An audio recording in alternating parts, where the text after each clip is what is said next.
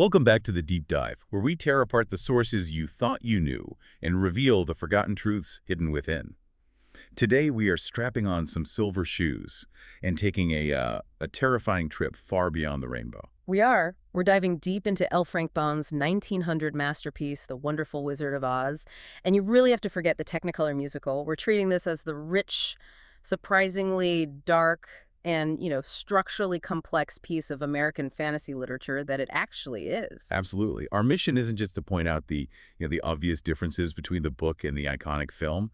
We want to unpack the journey's deeper meaning. Yeah, we want to get into the true nature of magic in Oz, the masterful world-building Baum achieved. And how every character, especially the ones who are seeking things, already possessed everything they needed from the very beginning. We're uncovering the lore, the characters, and the profound wisdom that's embedded in this foundational text. And our journey begins, as I think all profound fantasy epics often must, in a place that's just utterly devoid of inspiration, hope, or even color.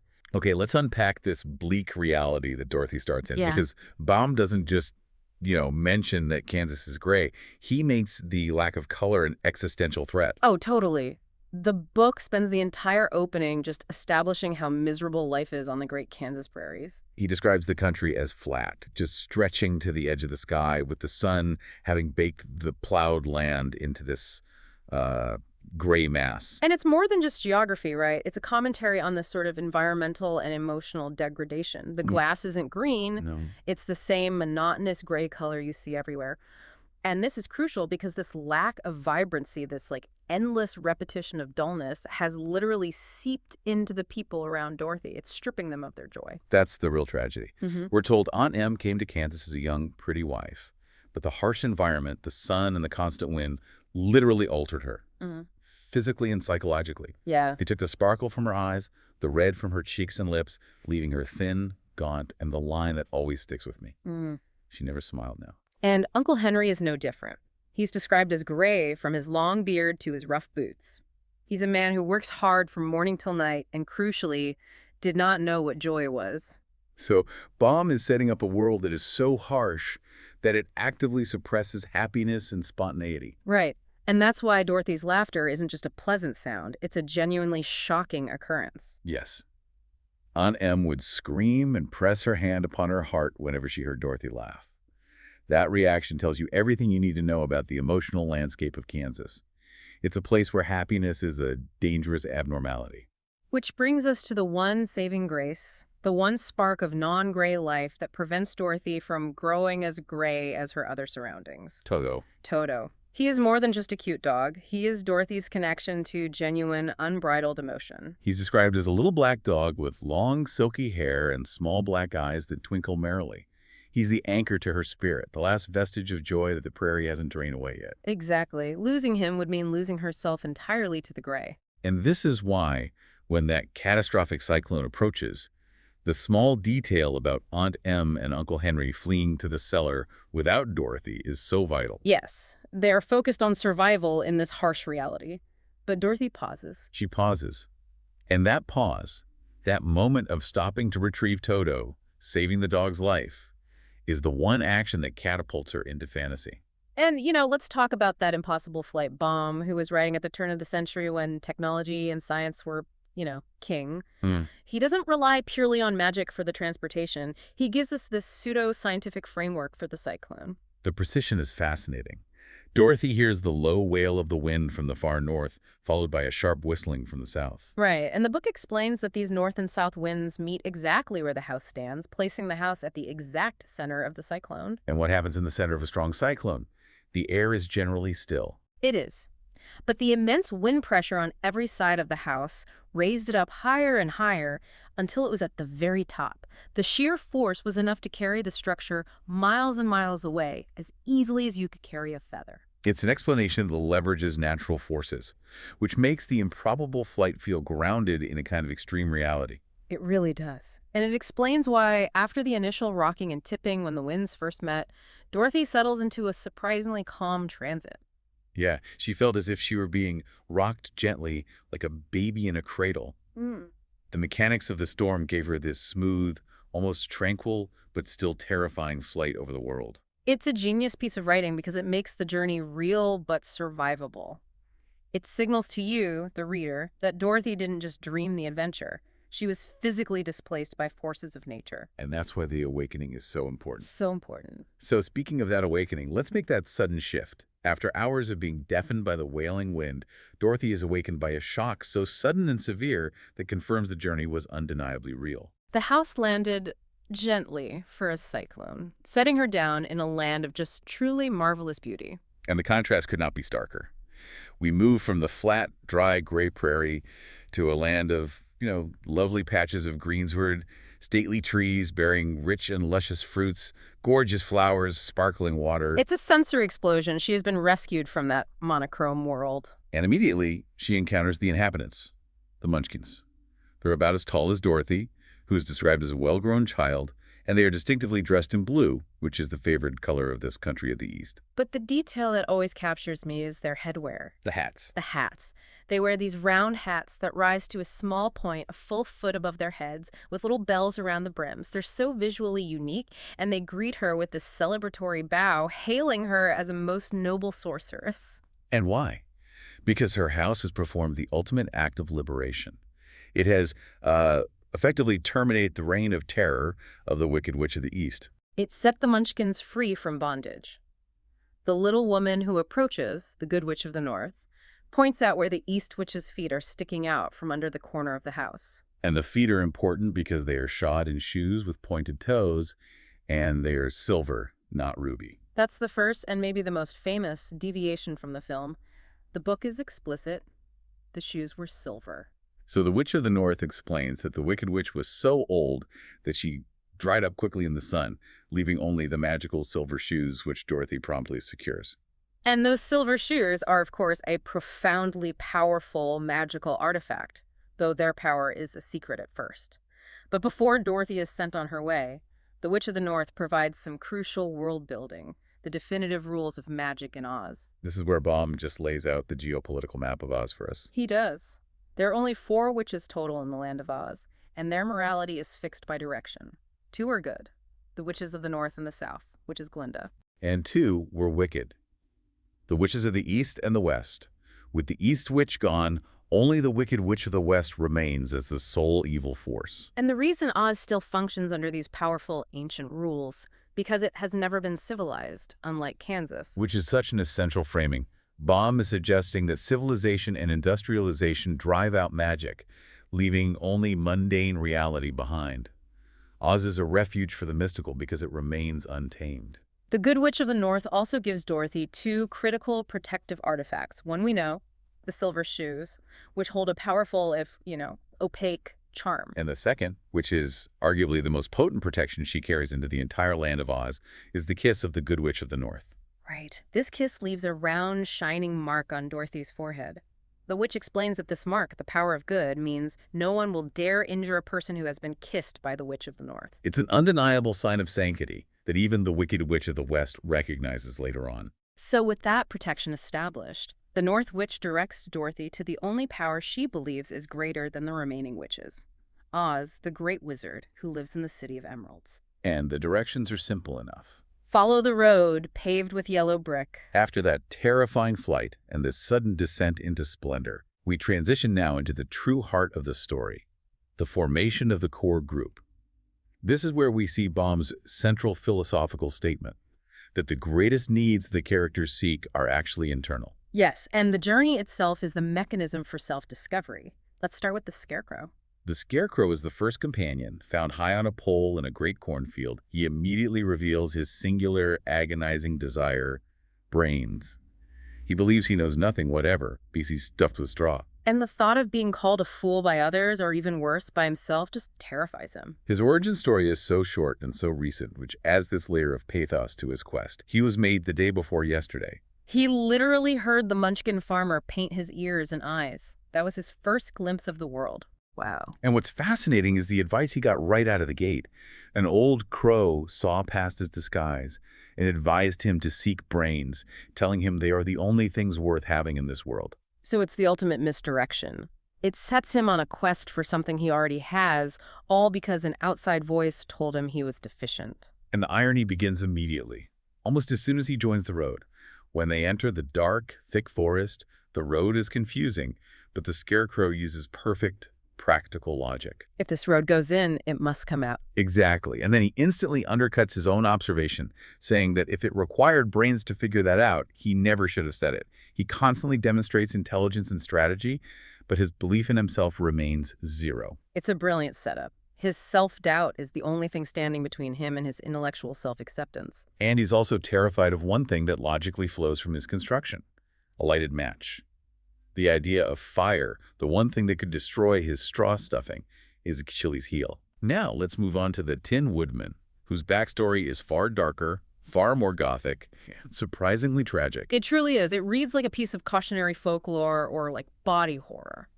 The Woodman was once a real man, a young woodman, who fell deeply in love with a beautiful Munchkin girl and planned to marry her. But the old woman who employed the girl didn't want to lose her service, so she enlisted the ultimate evil, the Wicked Witch of the East. And the witch's curse was chillingly systematic. She enchanted his axe, making it turn on him. The axe first slipped and cut off his left leg, then his right leg, then his arms, one after the other. And he went to a tinsmith each time, who meticulously replaced the missing limbs with tin ones. But the final devastating blow was when the axe split his body right through the middle. When the tinsmith managed to repair him and give him a new body entirely made of tin, he had no heart. That loss of heart was the greatest sacrifice. It wasn't the loss of flesh that broke him, it was the loss of emotion. The Woodman states that after the repairs, he had lost all love for the maiden and didn't care whether he married her or not. He lost his capacity to feel. And this leads to the fundamental philosophical conflict of the group. Right. The Scarecrow wants brains, but the Tin Woodman counters, saying he wants a heart because he believes that brains do not make one happy, and happiness is the best thing in the world. He's arguing that empathy and compassion trump intellect. And despite believing himself to have no heart, he shows the most acute feeling and sensitivity of the entire group. He's extremely careful not to hurt any living creature. Oh, yeah. We see this so acutely when he accidentally steps on a beetle and kills it. He wept several tears of sorrow and regret over the crushed beetle, and this act of pure, unbidden grief highlights his unique vulnerability: rust. Those tears ran down his face and over the hinges of his jaw, rusting them shut instantly. It's a fantastic narrative device. The very thing he seeks, the ability to feel sadness and compassion, is also the thing that nearly disables him completely. It requires the quick intervention of the Scarecrow and the oil can to free his speech. And then he proceeds to walk carefully, stepping over a tiny ant so as not to harm it, demonstrating that he already possesses the boundless, tender empathy he seeks. Finally, we meet the Cowardly Lion. He is supposedly the king of beasts, yet he's deeply ashamed of his own psychological struggle. He confesses immediately that he uses his loud, terrifying roar, which frightens elephants, tigers, and bears, as a bluff. He knows that if any of those animals ever truly tried to fight him, he would be the one running away. His fear is physiological. He links his panic directly to his heart, beginning to beat fast whenever there is danger. And he actually wonders, linking back to the Tin Woodman's tragic story, if he would be less cowardly if he had no heart, mistaking fear for a kind of vulnerability rooted in feeling. The Woodman, ever helpful, suggests he might have heart disease, which the lion thinks could be true. Right. But Dorothy, true to her character as the morally centered protagonist, sees the truth immediately. When the lion tries to bite Toto, she rushes forward, heedless of danger, and slaps the lion on the nose, calling him a big coward. And this is the pivot. The lion's shame and his immediate apology for the attempted bite are key. His innate courage is immediately foreshadowed when he admits his fault and later promises to protect the group from danger. He is terrified, but he keeps going anyway. He keeps fulfilling the role of protector because he believes he should. And that, as Oz later confirms, is true courage. Their journey takes them through a series of increasingly intense trials designed by Baum to test their companionship and force them to rely on their individual, often hidden, strengths. The first major test is the deadly poppy field. This is one of the most beautiful yet insidious threats in the book. The field is vast, filled with scarlet poppies, and the potent odor they emit causes irresistible sleep and eventually death for creatures of flesh. So Dorothy, Toto, and the lion are all immediately susceptible. And the power is overwhelming. The lion, a massive, physically robust beast, falls asleep only a short distance from the end of the field. Right, which demonstrates just how severe the danger is.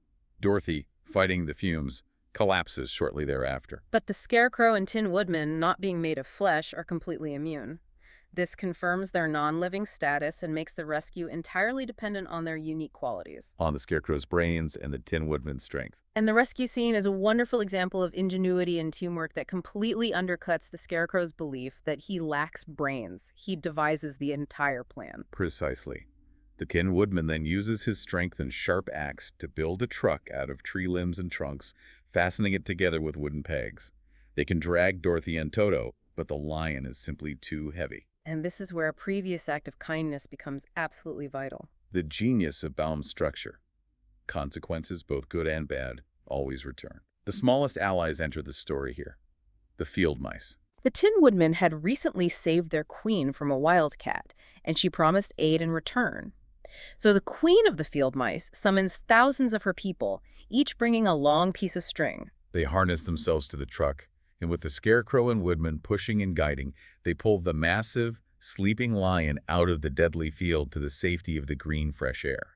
It's a moment of collective power, proving that the largest obstacles can be overcome by the smallest organized allies. The Queen of the Mice then promises that if they ever need her again, they should call, and she and her entire field will come to their assistance. And this small, seemingly insignificant act of compassion by the Woodman, the one who claims he has no heart. It saves the life of the lion, the one who claims he has no courage. Once they're out of the field, they immediately face more classic, ferocious creatures of the deep forest, proving that the danger in Oz is real and constant. We meet the terrifying Kalidas, monstrous beasts with bodies like bears and heads like tigers and claws sharp enough to tear the lion in two. When they encounter the second great gulf in the road, the Scarecrow's quick thinking is literally life-saving again. The Tin Woodman chops down a massive tree to serve as a bridge. As the Kalidas rush forward to cross it, the Scarecrow directs the Woodman to chop away the end of the tree resting on their side. And the tree falls with a catastrophic crash into the gulf, carrying the beast with it to be dashed to pieces on the sharp rocks below. It's pure strategy, the utilization of their specialized tools, their brains and axe, to defeat a superior physical threat. But the lion's greatest moment of triumph, confirming his status, comes much later near the Quadling country. This is the moment where the lion stops performing courage and embodies it completely. He's forced to confront a tremendous monster, a great spider with a body as big as an elephant and legs as long as tree trunks, that had eaten all the other lions in the region. The assembled beasts ask the lion, their supposed king, to defeat this creature. He finds the spider asleep, and knowing its thin neck is a vulnerability, he gives a great spring and knocks the head from the body with one blow of his heavy paw. He kills the monster while terrified, simply because it was his duty as king. This single brave act secures his position as the true king of beasts and grants him the crown. Proving his courage long before Oz administers any magic, the journey has done the work. Before we rush to the Emerald City, it's worth pausing for that quick but essential world-building checkpoint. Baum established a surprisingly systematic and strict color coding for the different regional lands of Oz. This color system defines the local cultures and aesthetics. We've seen the East, where the Munchkins live, is strictly color-coded blue. And the West, where the Weekies live and the Wicked Witch of the West rules, is yellow. We later discovered that the South, the country of Glinda and the Quadlings, is red. And the central point, the Emerald City, is naturally green. This color is so pervasive that Dorothy's clothes, which started as blue and white checked gingham, appear green while inside the city and turn to pure white when she leaves the green-tinged area. It's an intentional, meticulous detail that emphasizes the isolation and specialized nature of each region in Oz. The inhabitants rarely travel because their entire reality is defined by their region's hue. It makes Oz feel vast and segmented like a map in a role-playing game. And speaking of the Emerald City, let's discuss the great deception that awaits them at the center of the world. The city glitters with the promise of magic and wealth, but the Guardian of the Gates is extremely insistent about one thing. The spectacles. The spectacles are the linchpin of the entire illusion. Everyone, even Toto, must wear spectacles with green glass, which are locked onto their faces with a golden band and a key. Supposedly to prevent blindness from the city's unbearable brilliance. Right. But the source material is very specific about the reality behind the illusion. The wizard later reveals, sheepishly, that the city is no more green than in any other city. But because the people have worn the green spectacles for so long, most of them genuinely believe it is an Emerald City. Dorothy observes green marble streets, green glass window panes, green candy, green popcorn, green lemonade. Even the pennies used for commerce are green. It's a total sensory immersion, created by a simple physical tool of mass deception, the locked glasses. They are seeing the world through the wizard's lie. The psychological manipulation is fascinating. He controlled their sight and thereby controlled their reality for years. But the wizard's deception gets even more complicated when the travelers finally meet him. Oz, the Great and Terrible, uses 4 distinct, custom-tailored forms to maximize fear and impressiveness, one for each traveler. This is a remarkable sign of Oz's showmanship and intelligence. He doesn't just put on a single frightening display, he tailors the terror to the specific individual who is entering the room. Dorothy is first, seeing an enormous head bald, wrinkled, much bigger than a giant's head. The eyes turn slowly, looking at her sharply. But it's a paper head hung by a wire and the voice is delivered by ventriloquism. He chooses size and volume for the little girl. The Scarecrow, who longs for feminine approval and elegance, sees a lovely lady dressed in green silk gauze, with a crown of jewels and fluttering gorgeous wings. This disguise appeals to the aesthetic sensibilities he associates with refinement. The Tin Woodman, who is preoccupied with his own humanity and lack of heart, sees a terrible beast. It's nearly as big as an elephant, with a rhinoceros head, 5 eyes, 5 long arms, and 5 long, slim legs. A grotesque amalgamation of flesh and limbs, it's nothing more than sewn skins. Oz presents him with the absolute opposite of the delicate-feeling man he seeks to be. And finally, the lion, whose greatest shame is his roaring cowardice, sees a ball of fire so fierce and glowing that the lion could scarcely bear to gaze upon it, and the heat singes his whiskers. A primal, aggressive, untamable force designed to make the king of beasts feel utterly insignificant. It is a phenomenal display of manipulation, but the task he demands of them is the same. Kill the Wicked Witch of the West using the threat of the winged monkeys if they refuse. And the very nature of that quest is deeply problematic. We need to pause on this because it's a detail the film totally glosses over. Oh, yeah? The Witch of the West had already defeated the Great Oz once before, using the winged monkeys to drive him out of the West. So Oz isn't sending them to do something he couldn't do. He's sending a child and a few, broken men to do something he already failed at, simply because he is afraid. That completely changes the stakes. They are now traveling to the Yellow Winky country in the West to face a force that is confirmed to be stronger than the wizard himself. The Wicked Witch of the West is formidable, though she does have specific unique limitations. Her most unique characteristic is her vision. She has only one eye, but it is as powerful as a telescope, allowing her to see everywhere in her domain, making surprise impossible. You can't sneak up on her. You can't. But her initial attempts to defeat the heroes fail precisely because of their specialized non-flesh nature, which she's unable to predict. She first whistles for 40 great wolves to tear them to pieces. But the Tin Woodman, the one who claims he has no heart, kills all 40 of them with his sharp axe, chopping their heads from their bodies without remorse or injury to himself. Because he's an emotionless machine in that moment. Next, she calls a great flock of wild crows to peck out their eyes.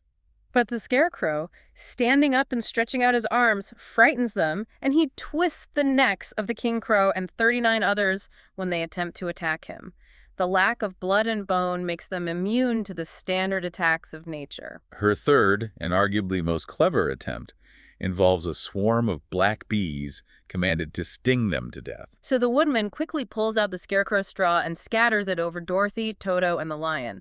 The bees, finding only the impenetrable tin body, break off their stings against him and die. Scattered like little heaps of fine coal. This just highlights the incredible synergy of the group. The only reason they survive is because they have a tinsmith, a straw man, a girl with magical protection, and a lion whose roar scares away the human slaves the witch then sends. So, realizing her standard forces are utterly useless, she resorts to her ultimate and final weapon, the golden cap. This cap holds a powerful charm, giving the wearer 3 commands to the winged monkeys. And this cap is one of the most powerful artifacts in all of Oz. The source confirms she had already used it twice. The first time was to enslave the Winkies and rule their country. And the second, as we mentioned, was the most important lore point, when she had fought against the Great Oz himself and driven him out of the land of the West. This confirms the witch is a genuine, powerful, magical threat, far beyond the illusions of the humbug wizard. So she uses the last command. The monkey sees the Tin Woodman, carrying him over sharp rocks and dropping him, leaving him battered and dented, unable to move or groan. They pull all the straw out of the Scarecrow and throw his clothes into a tall tree. The lion is bound with stout rope and taken prisoner, as the witch intends to harness him like a horse to pull her carriage. So they destroy the physical manifestations of the Woodman and Scarecrow, but hold back from anything truly lethal. And when the Monkey King approaches Dorothy, he is stopped cold. He sees the round, shining mark of the Good Witch's kiss on her forehead and commands the others not to touch her. He declares that she's protected by the power of good and that it's greater than the power of evil. They can only carry her and Toto to the castle and leave her unharmed. The protection of the kiss works perfectly, reinforcing Baum's moral framework. However, the Wicked Witch of the West has a powerful motive that overrides caution: greed. She notices Dorothy is still wearing the silver shoes and begins to tremble, knowing the powerful charm they possess. She understands that if she can steal them, she will possess far greater power than anything she has lost. But she's afraid of the dark, so she can't steal them at night, and crucially, her dread of water was greater than her fear of the dark. So she cannot approach Dorothy while she bathes. This singular, odd vulnerability that she fears water is what seals her fate. She resorts to petty domestic trickery. She places an invisible iron bar on the kitchen floor. Dorothy trips, and one silver shoe falls off, which the witch immediately snatches and puts on her own skinny foot. Dorothy, however, is not afraid. She is furious. She calls the witch a wicked creature. In her fury, Dorothy grabs a bucket of water nearby, intended for washing the floor, and throws it over the witch, wetting her from head to foot. And instantly, the Wicked Witch gives a loud cry of fear and begins to shrink and fall away, screaming, "In a minute I shall melt away!" Dorothy is genuinely frightened, seeing her melting away like brown sugar before her very eyes. That is such a domestic, almost comical comparison for such a terrifying magical entity. Brown sugar dissolving. It instantly deflates her power and reveals her as nothing more than a sticky mess. The witch confesses, asking, "Didn't you know water would be the end of me?" And Dorothy replies with the ultimate defense of innocence, "Of course not, how should I?" Within minutes, the witch is a brown, melted, shapeless mass on the floor, which Dorothy, in a wonderfully practical American fashion, sweeps out the door after retrieving the other silver shoe. With the witch defeated, Dorothy and the lion free the yellow Winkies from slavery, and they set about rescuing their friends, proving their loyalty and inherent good nature. The Winkies, who turn out to be excellent tinsmiths, spend 3 days and 4 nights hammering, twisting, bending, soldering, and polishing the Tin Woodman back to his old shape. The woodman is so pleased that he weeps tears of joy, requiring Dorothy to carefully wipe away every tear with her apron to prevent him from rusting again. Once again demonstrating the dangers of expressing emotion for him. They also rescue the Scarecrow's scattered clothes from the tall tree by chopping it down with the now repaired axe. So now they march back triumphantly to the Emerald City to claim their promises, which, of course, leads to the great humbug reveal. When they threaten to use the winged monkeys if Oz doesn't see them, he is so frightened that he finally relents and calls them into the throne room. They hear only the disembodied voice, and the roaring lion, growing impatient, gives a huge, loud roar. And Toto, startled by the noise, jumps in alarm and tips over the massive screen that had hidden the wizard. And who is revealed? Not the terrifying enormous head, the beautiful lady, the beast, or the fireball, but a little old man with a bald head and a wrinkled face, who is just as surprised as they are to be discovered. It's the ultimate anticlimax. The Woodman forces him to admit his true identity. He's Oz, the great and terrible, or rather, the great humbug. He confesses to being just a common man from Omaha, Nebraska, where he had been a ventriloquist and a balloonist. He tells them the incredible tale of his arrival. His balloon got caught in a current of air and carried him for a day and a night until he awoke floating over this strange, beautiful country. When the people saw him descend from the clouds, they thought he was a great wizard, and he immediately let them think so, using their awe to his advantage. To keep them busy and distracted, he ordered the city and palace built. He named it the Emerald City, and to make the name fit, he put green spectacles on everyone, locking them on so everything they saw was green. It's an entire political structure built on a simple parlor trick and mass psychology, and he admits his constant fear of the genuine witches. Right, North and South were good, but East and West would surely have destroyed him if they hadn't thought he was more powerful. His entire life in Oz has been a facade fueled by terror of exposure. So now comes the true magic of the story. The symbolic fulfillment of the companion's wishes. Oz admits he cannot create magic, only elaborate illusions. But he realizes he must perform symbolic acts to satisfy the friend's faith in him. This is perhaps the most profound moment in the book. Oz understands that belief is more powerful than magic. He takes the Scarecrow first, the one who demands certainty and intellect. The Scarecrow receives his brand new brains. Oz removes his straw head and meticulously fills it with a measure of bran mixed with a great many pins and needles, explaining that this is intended to make him sharp.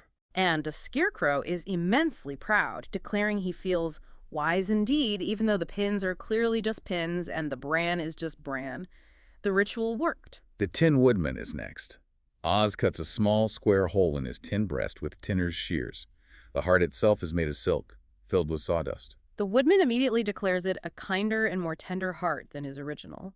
He accepts the physical symbol as validation of the feeling he already possessed. And finally, the lion receives his courage. Oz pours a liquid from a square green bottle into a gold dish. He explains that courage is always inside one, but he needs confidence. The lion drinks the liquid and immediately feels full of courage. But Oz stresses the essential difference. True courage is facing danger when you are afraid, which the lion already possessed countless times. Most notably when conquering the giant spider. The substance itself is unimportant. The ritual of receiving the elixir is the key to self-acceptance. This entire section reinforces Baum's core lesson. The characters already possess the traits they sought. The journey forced them to use these traits, and the wizard simply provided the external validation. The placebo effect, basically. It was necessary for them to believe in themselves. With the companion satisfied, Oz then sets about fulfilling Dorothy's wish using the only non-magical method he knows. A hot air balloon made of green silk coated with glue. He intends to go with her, weary of being a humbug and yearning to be back in a circus in Kansas. He orders the balloon filled with hot air over a fire, not gas, which isn't available in Oz. As it fills, he wisely names the Scarecrow as the new ruler of the Emerald City, ensuring the city will be ruled by a kind and thoughtful leader, even if he is made of straw. But in the crucial moment, as the balloon is tugging hard at the rope, Dorothy runs back to retrieve Toto, who is barking at a kitten in the crowd. She misses the launch by mere steps, the ropes break, and Oz is carried away alone, shouting goodbye. It's a sad, comical, and ultimately defining moment for the wizard. He remains the humbug to the end, escaping in the very contraption that brought him to Oz, heading presumably towards Omaha, never seen again. So Dorothy's back to square one, but she still has a new hope. That a golden cap. She decides to use her second command to the winged monkeys and ask them to carry her home to Kansas. And this is where we learn the strict limits of even the greatest magical artifacts in Oz. The Monkey King shakes his head and says, "That cannot be done. We belong to this country alone and cannot leave it." They cannot cross the great desert that surrounds the land of Oz. The charm is wasted, and the desert boundary is revealed as the ultimate, uncrossable barrier. So the Scarecrow, still thinking hard despite his brand new brains, suggests the final logical route. They must go south to the Quadling country and seek out Glinda, the Good Witch of the South, who is said to be the most powerful of all the witches. This final leg of the journey is fraught with truly unique obstacles. They encounter the fighting trees, which are described as the policemen of the forest. Their wide-spreading branches bend down with great force and try to seize and toss the travelers back. The woodman's axe is required again, not for fighting, but for forcing a passage by methodically chopping off the aggressive branches. It's a battle against an environment, not a beast. Then they reach a steep hill belonging to the armless hammerheads. This is one of the most bizarre and memorable creatures omitted from the film. They're short, stout men with thick necks and flat heads who physically shoot their heads forward like cannonballs to knock intruders down the hill. Their defense is entirely unassailable. You cannot get past them without physical force or flight. So facing this seemingly impossible barrier, Dorothy realizes she has one command left on the Golden Cap. She uses the third and final command of the Golden Cap to ask the winged monkeys to carry them over the Hammerhead's Hill to the Quadling country. The monkeys comply, deliver them safely, and the charm of the cap is exhausted forever. And as a quick, exquisite detour on this final leg, they pass through the dainty China country, a piece of world building that truly showcases Baum's imaginative genius. It is a unique, terrifyingly fragile land. The floor is smooth, shining, and white, and the houses and residents, milkmaids, shepherdesses, priestesses, and clowns, are all made entirely of brittle china. They must walk extremely carefully. The kind-hearted woodman is particularly cautious, noting they could hurt the pretty little people, so they will never get over it. Dorothy speaks to a China princess who begs her not to chase her because running might cause her to fall and break. And the princess explains the rule of their existence. If they are taken away from this country, their joints at once stiffen, and they can only stand straight and look pretty, which would make them unhappy. It's a marvelous metaphor for fragile beauty that is only functional in its native environment. Unfortunately, the lion, jumping over the final wall, accidentally upsets a China church with his tail and smashes it to pieces. A powerful reminder of how even good intentions can bring ruin to fragile fantasy world. So the final destination is the Red Country, where Glinda, beautiful and young, sits on a throne of rubies. She is the ultimate benevolent orchestrator. She immediately asks for the golden cap in exchange for the secret of returning home. Glinda agrees, and she uses her 3 guaranteed commands strategically and wisely. First, she commands the winged monkeys to carry the Scarecrow back to the Emerald City, where he will rule. Second, she commands them to carry the Tin Woodman safely back to the Winky Country, where he will rule the Yellow Winkies. Third and finally, she commands them to carry the lion back to his forest, where he had already proven his courage by killing the giant spider and was rightfully named King of Beasts. And then she frees the winged monkeys forevermore, ensuring the magical power of the cap can never be misused again. Only then does she reveal the simple, astonishing truth to Dorothy. The Silver Shoes themselves hold the power. They can carry her to any place in the world in 3 steps, and each step will be made in the wink of an eye. It's the ultimate revelation. Dorothy had the power all along. The greatest magic in Oz, the power to instantly travel, was literally on her feet since the moment she landed. The entire terrifying journey was fundamentally unnecessary for the physical trip home, but entirely necessary for the emotional journey. As the companions share their final goodbyes, they all conclude that despite the shoe's power, the long, dangerous journey was necessary. The Scarecrow notes that without the journey and the mistaken belief that Oz could help, he would never have gained his brains or become ruler. And the Tin Woodman agrees, saying he would have stood and rusted in the forest till the end of the world. The journey gave them the self-belief and the standing to achieve their desires. Dorothy takes Toto up solemnly, claps the heels of the Silver Shoes together 3 times, and commands, "Take me home to Aunt Em." And she is instantly whirled through the air and lands back in Kansas. The one melancholic note is that the Silver Shoes fall off during the swift flight and are lost forever in the desert. She is back in her stocking feet in a new farmhouse built after the old one was carried away. Aunt Em, who has just come out to water the cabbages, embraces her, asking, "Where in the world did you come from?" It's the perfect full circle, moving from the terrifying magical world back to the gray reality, but with Dorothy fundamentally changed. And Baum's intent, as he stated, was explicitly to write a modernized fairy tale solely to give pleasure to children, despite the book being considered controversial initially due to his simple style. And the differences from the film are just profound. The Silver Shoes, the undeniable fact that the journey was real and not a dream, the omission of huge world-building elements like the hammerheads and the dainty China country. Right. And the true identity of Oz as the well-meaning humbug from Omaha is entirely maintained, showing that even the person in power can be the most afraid. So let's wrap up with the major takeaways. The core lesson is the power of internal belief.